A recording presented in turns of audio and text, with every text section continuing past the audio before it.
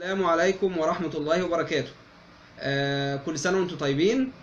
طلاب وطالبات الثانوية العامة وطلاب وطالبات الشهادة الإعدادية، أهلا وسهلا بكم في حلقات جديدة من English Tricks for Secondary and Prep Students. طبعا هنعمل الانجلش تريكس اللي هي الخدع الخاصة بالانجلش، بس هي مش خدع ولا حاجة، هي ان شاء الله هتبقى امور بسيطة. يعني تمنياتي ليكم ان شاء الله بدوام التوفيق والنجاح. واحنا بنبدأ من اول شهر 7، هنبدأ مستعينين بالله ان شاء الله وثقة في الله، النجاح والتوفيق. نركز من فترة الأجازة إن إحنا بنطور مع بعض في الإنجليش سكيلز، مهارات اللغة الإنجليزية إن شاء الله، بحيث إن إحنا بمجرد ما نبدأ في الدراسة في شهر 9 في 22/9 إن شاء الله نكون قطعنا شوط كبير في مادة اللغة الإنجليزية وفي فهم اللغة ككل، اللي هتساعدكم بعد كده إن شاء الله في امتحاناتكم. ربنا معاكم وربنا يوفقكم. معاكم ان شاء الله في الحلقات دي مستر احمد امين، مدرس اللغه الانجليزيه الثانويه العامه والشهاده الاعداديه ومحاضر بقطاع البترول. هنبدا النهارده في English Tricks نمبر 1. هنبدا نركز مع بعض. اول حاجه معانا النهارده ان شاء الله ظهر لنا، ايوه، هي should and must. should and must. طبعا should and must في بعض الطلبة بيحصل لهم confusion وبيتلخبطوا في بين الكلمتين اللي هي should و must. should معناها حد عارف؟ نفتكر مع بعض. should معناها ينبغي، should بتبقى للنصيحة، must معناها لازم أو يلزم، و must بتبقى للإلزام أو للضرورة. تعالوا مع بعض النهارده نشوف في الحلقه دي الاكزامز اللي معانا. اكزامبل نمبر 1، you should see a doctor. هناخد نفس الاكزامبلز. واضحه كده؟ تمام. you should see a doctor. number 1 you should see a doctor. number 2 you should study hard. you should study hard.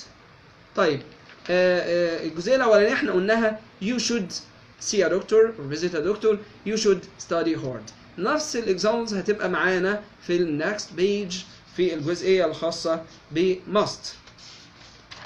you must. واضحه كده؟ تمام يا شباب وبنات. you must see a doctor. you must study hard. you must see a doctor. you must study hard. طيب ايه الفرق بقى بين الورقه الاولى والورقه الثانيه؟ نفس الاكزامز، نفس الامثله، لكن كنا بنقول ان should هتتقال لنصيحه. ممكن صديق او زميله او اي حد بينصحنا هيقول you should. you should. لكن لما يكون امر او الزام من بابا او ماما او حد احنا مسؤولين منه فهيقول you must. you must.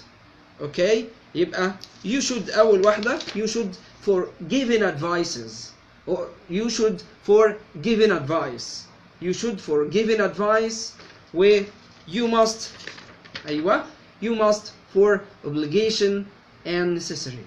you must for obligation and necessary.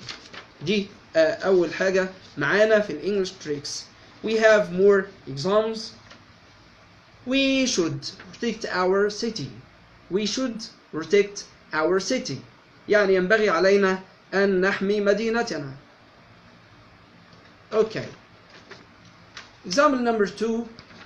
we should do more efforts to pass exams. we should do more efforts to pass exams. يبقى ينبغي برضو علينا ان احنا نبذل الكثير من المجهودات لنجتاز الامتحانات. طيب بالنسبة للماست we must rationalize. we must rationalize water use. we must rationalize water use. يعني يجب علينا أن نرشد استخدام المياه. آخر مثال معانا إن شاء الله we must do our we must أيوة we must obey our parents we must obey our parents يعني لازم ويجب علينا أن نطيع آباءنا. We must do our parents. طبعا parents هنا مقصود بها الآباء والأمهات. Good luck.